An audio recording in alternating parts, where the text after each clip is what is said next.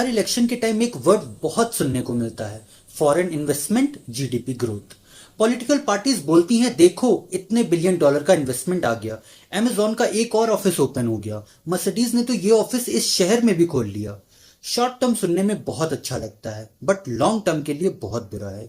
ये सब होने से जीडीपी बढ़ता हुआ दिखता है, फास्टेस्ट ग्रोइंग इकोनॉमी भी दिखती है, बट एक्चुअल में हम लोग और भी ज्यादा फॉरेन प्रोडक्ट्स पर डिपेंडेंट होते जा रहे हैं। फॉरेन कंपनीज यहाँ फैक्ट्री लगाती हैं, लोगों को जॉब मिलती है, प्रोडक्शन होता है, जीडीपी बढ़ता है, सब सही लगता है। लेकिन पिक्चर का जो दूसरा साइड है वो ये है कि जो इसका बड़ा प्रॉफिट होता है वो हिस्सा कंट्री के बाहर ही चला जाता है। डिसीजन मेकिंग उनके हेडक्वार्टर्स में ही होती है, टेक्नोलॉजी कंट्रोल भी उनके पास ही रहता है, ब्रांड की जो पावर बनती है वो भी उनके पास होती है। हम क्या बन जाते हैं? एक मार्केट, वो भी चीप लेबर हब की, कंजम्पशन इकोनॉमी।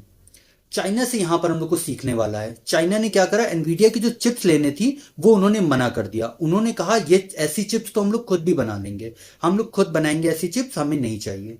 तो यहां पर जब आप खुद से ही अपना प्रोडक्शन बनाओगे, खुद ही सारी चीजें करोगे और फॉरेन इन्वेस्टमेंट पर डिपेंडेंट नहीं होगे, तभी डेवलप्ड एक कंट्री बना सकते हो।